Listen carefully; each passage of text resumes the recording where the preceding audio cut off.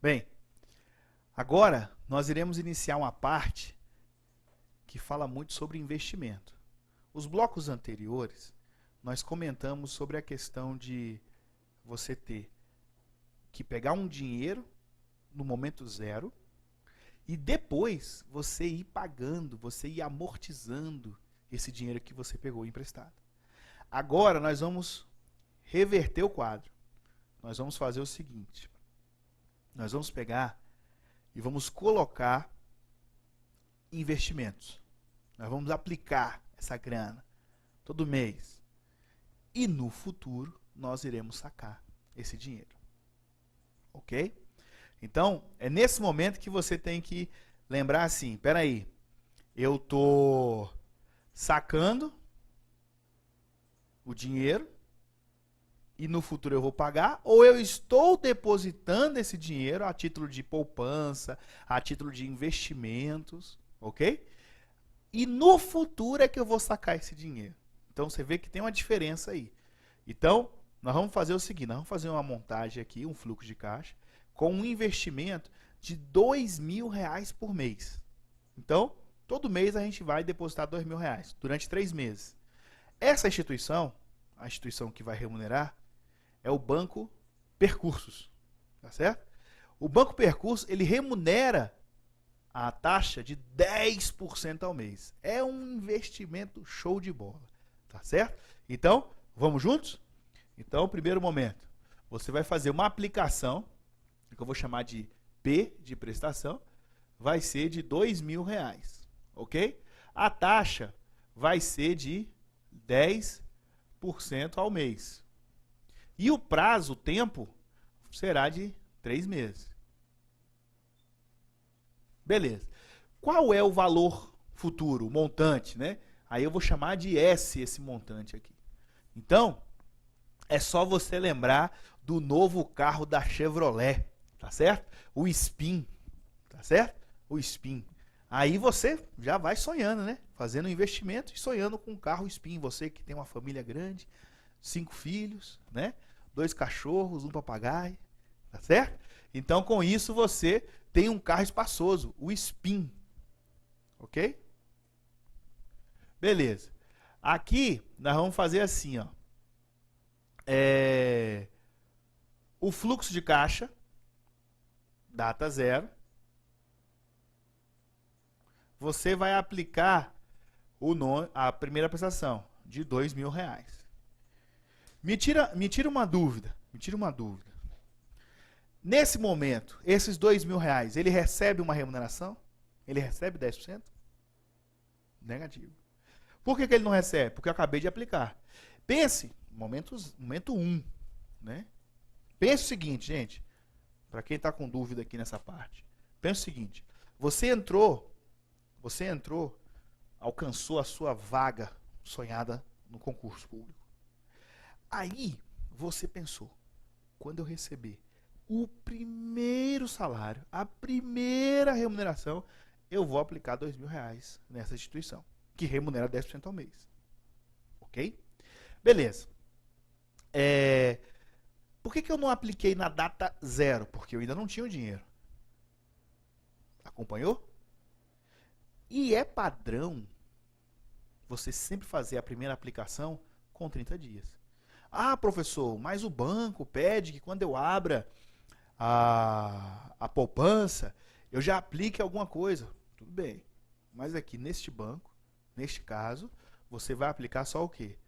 Só R$2.000 e só daqui a 30 dias, quando você receber o seu primeiro pagamento. Ok? Beleza. Quando passar o segundo período, você deposita mais R$2.000. Porém, você já tinha R$2.000 lá. Você já tinha R$2.000. Como você já tinha R$2.000, agora sim, deste primeiro depósito para o segundo depósito, você tem um período de 30 dias. Então, você vai receber uma remuneração de 10%. 10% de 2.000, como é que a gente faz esse cálculo? Lembra, matemática. Dá, dé, di, dó e du é sempre vezes. Então, preste bem atenção. 10% de 2.000. Então, vai ser 10 sobre 100 vezes 2.000. Ok? Neste momento, você simplifica aqui, ó. Esse zerinho com esse zerinho aqui, ó. Ficou quanto? 200. Professor, eu já sabia que 10% de 2.000 era 200. Sim. Mas o que eu estou explicando é para os próximos cálculos, os mais difíceis. Ok? Então, aqui vai ficar assim, ó. 200, que vai ser a remuneração. Então, quanto que você vai ter no segundo mês? No segundo mês, você vai ter 4.200. No terceiro mês, você vai ter a terceira e última parcela, o último depósito, de 2.000.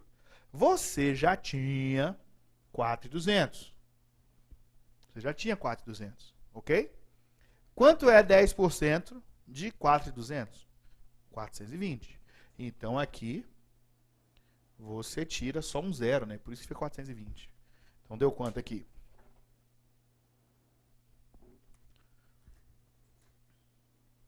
Deu 0, 2, 6 e 6.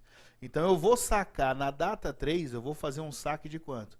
De 6.620. Olha que bacana. Show de bola. É isso?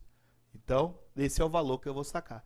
Então, dá uma olhada aqui nesse fluxo de caixa, que eu ainda não passei fórmula para vocês, mas dá uma olhada nesse fluxo de caixa, e se esse saque fosse feito com 30 dias, eu iria atualizar esse valor por 10%.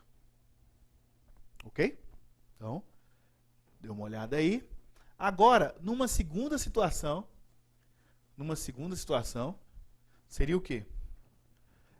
Esse modo aqui, gente, esse modo aqui é um modo padrão. Como é que é essa coisa do padrão? É que, tradicionalmente, quando você está no mercado, você faz a primeira aplicação com 30 dias. Justamente por essa questão da ideia do salário, né? Você entrou hoje e você vai começar a fazer o primeiro depósito com 30 dias. Porém, se acontecer de você fazer o primeiro depósito na data zero, como é que você vai trabalhar? Vai trabalhar dessa forma aqui, ó. Primeiro depósito na data zero. Segundo depósito na data 1. E o terceiro depósito na data 2. E no terceiro período é quando eu vou sacar. Ok? Então, observe bem aqui, ó. Você vai ter na data zero os R$2.000, que você já sabe que não recebe a remuneração. A historinha, para facilitar mais a ideia de vocês, é a seguinte. Você já foi no banco com essa grana. Já foi no banco com esses R$2.000 no bolso. Então, quando você chegou no banco, você falou assim, ó, seu gerente, eu quero fazer um investimento de R$2.000 todo mês, durante 3 meses. E essa taxa que o banco está oferecendo, 10%, eu quero começar hoje. Tá certo?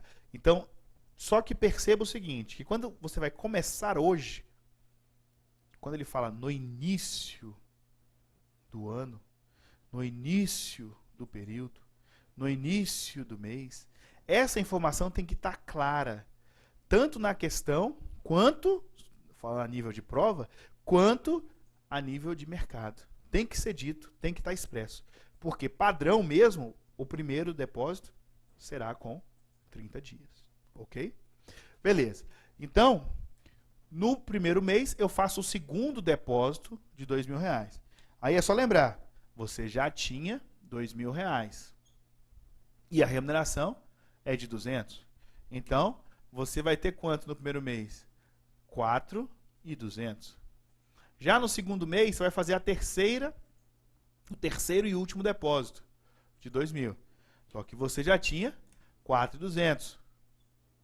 Com mais os 420, que é a remuneração, você vai ter quanto? 6.620. E aí, no terceiro período, você vai ter apenas o quê? A remuneração. Ok? Então, você vai ter aqui 6.620 com mais 662, que resulta em 2, 8, 12, foi 1, deu 7. Que resulta no terceiro período num saque de 7.282. Eu quero que vocês percebam a diferença entre este aqui e este aqui. Neste modo aqui, o primeiro depósito é feito no final do período. Então, com isso, você só tem 2 depósitos que são remunerados. O terceiro não é remunerado. Neste aqui, o depósito é feito no início do período. Se ele é feito no início do período, os 3 depósitos são remunerados. Com isso, você tem um rendimento em cima de todos os valores depositados. Ok? Bem, aqui também, se a gente for trabalhar com a fórmula será o montante é igual ao capital, que multiplica 1 mais I elevado a N. O montante, que eu chamei de S, vai ser a soma de todos os valores, levados para o futuro, no caso aqui, para a data 3. Ok? Então, com isso, perceba a diferença de um para o outro. No primeiro, você pega o quê? O capital, que você quer descobrir, e traz o montante para presente. Ok? Nesse aqui, você tem o capital e você quer descobrir o valor futuro. Então, você leva o montante. Só que esse montante vai ser o quê? A soma de todos os prazos, todos os períodos, todos os tempos. Ok? Então, temos uma outra fórmula, que às vezes é fornecida por demais, que é essa daqui, ó. A soma, ou valor futuro, ou montante, vai ser a prestação vezes o Szinho N cantoneira I. Ixi, Maria. Né? Mas, na verdade, essa fórmula aqui é só a soma das N parcelas da de cima. Ok?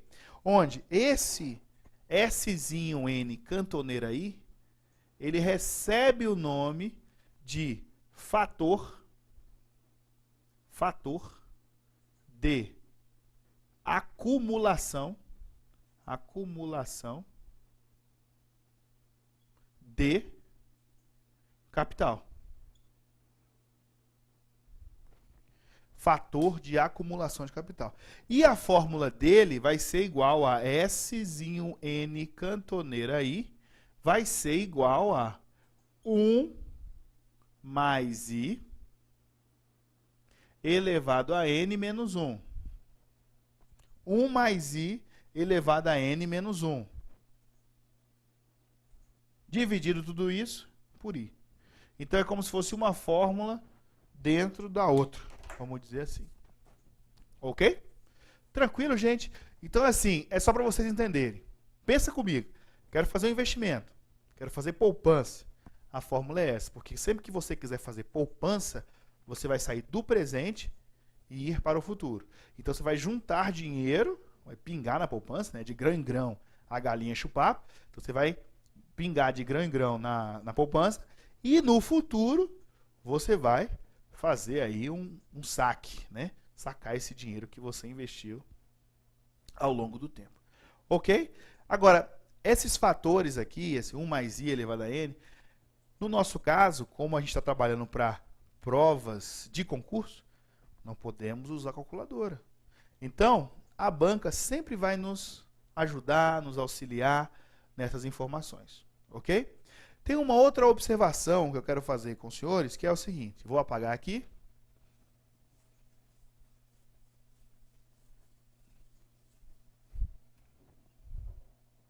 E lembrar a diferença entre taxa nominal. Taxa nominal é aquela em que a sua unidade se encontra diferente da unidade da capitalização. Vou repetir. Taxa nominal é aquela em que a sua unidade se encontra diferente da unidade da capitalização. Por exemplo, uma taxa nominal de 18% ao ano. Capitalizados mensalmente. Opa, peraí. O que significa capitalização mensal? Significa que o rendimento tem que ser mês a mês. Então, no primeiro mês, no segundo mês, no terceiro mês, tem que se receber rendimentos. Ok? Beleza. Na sequência, a gente vai ter o quê? 18% ao ano com capitalização mensal. Quando você pega esse dinheiro, essa taxa, desculpa, e divide por 12, você encontra 1,5, não é isso? 1,5% ao mês. O nome dessa taxa daqui é a taxa efetiva. Taxa efetiva é aquela que efetivamente vai ser cobrada. Então perceba que a taxa nominal costuma ser a taxa de contrato, que você vai ter que dividir pela quantidade de períodos para você encontrar a taxa que efetivamente será cobrada. A taxa efetiva, ela é aquela que a unidade, a sua unidade, se encontra igual à unidade da capitalização.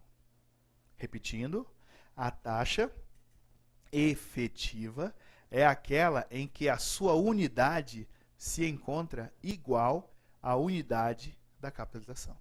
Tá certo? Então, quando a gente for trabalhar, será sempre com a taxa efetiva. É isso que vocês têm que observar. Em algumas provas, ele coloca a taxa nominal e você, algumas questões, né? Ele coloca a taxa nominal e você vai ter que encontrar a taxa efetiva. Tudo bem? Como é que funciona isso? Por exemplo, imagine assim, que você tem 60% ao ano com capitalização semestral. Então, você vai querer a taxa efetiva, porque aqui a unidade está diferente. Ó. Um ano são quantos semestres? 2. Então, você vai dividir por 2, você vai encontrar 30% ao semestre. Ok? Repetindo, 60% ao ano, capitalizados semestralmente. Um ano são 2 semestres. Então, você divide por 2 e encontra 30% ao semestre. E essa taxa daqui vai ser a taxa que você vai trabalhar, que é a taxa semestral. Ok? Beleza.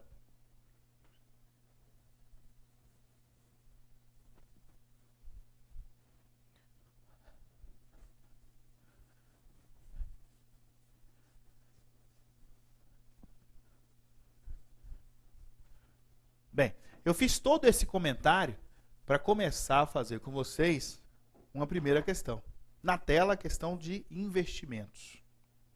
Bem, Antônio possui um investimento que dá renda líquida de 0,6% ao mês no sistema de juros compostos e deseja dar à sua filha uma renda mensal perpétua de R$ 450. Opa! A quantia que Antônio deve investir para a sua filha tenha essa renda é de... Bem, voltando aqui comigo, essa parte aí, vamos dizer assim, ela é bem tranquila, porque você vai pegar o valor da parcela e vai dividir pela taxa. E aqui vai ser igual a renda. Como ele quer fornecer R$ 450, é só dividir por 0,6%. Isso vai ser igual a renda. Questão número 1 é só isso. Ok? Então perceba que a parcela vai ser o quê? Vai ser, a renda, desculpa, vai ser a parcela dividida pela taxa. Então nesse momento que eu dividi 450 por 0,6%. Perceba, 0,6% eu tenho que andar 2 casinhas para a esquerda. Então aqui eu coloco 1, 2. Em resumo, você vai ter o quê? 450 dividido por 0,006. Eu andei 2 casinhas para a esquerda, então eu vou ter o quê? 0,006. Agora divida esse número aí. Como eu faço a divisão? Divisão de números decimais. O primeiro passo é você igualar as casas decimais. Ok? Primeiro, igualou? Coloca aqui, ó. Vírgula. 0, 0, 0. Igualou? Eliminou as vírgulas. Ok? Então você vai ter o quê? 450 mil dividido por 6. E aí? Quanto é que dá isso aqui? Vamos fazer aqui. Pega só o 450, porque o 450 é divisível por 6. Vamos recapitular essa parte aqui de matemática básica? Quando é que um número é divisível por 2? Um número é divisível por 2 quando ele for par. Por exemplo, 12 é par. 12 é divisível por 2. 350 é divisível por 2, porque é par. O número par termina em 0, 2, 4, 6 ou 8. Ok? Beleza. 450 é divisível por 2. Beleza. Nenhuma dúvida até aí. Agora vamos lá. Quando é que um número é divisível por 3?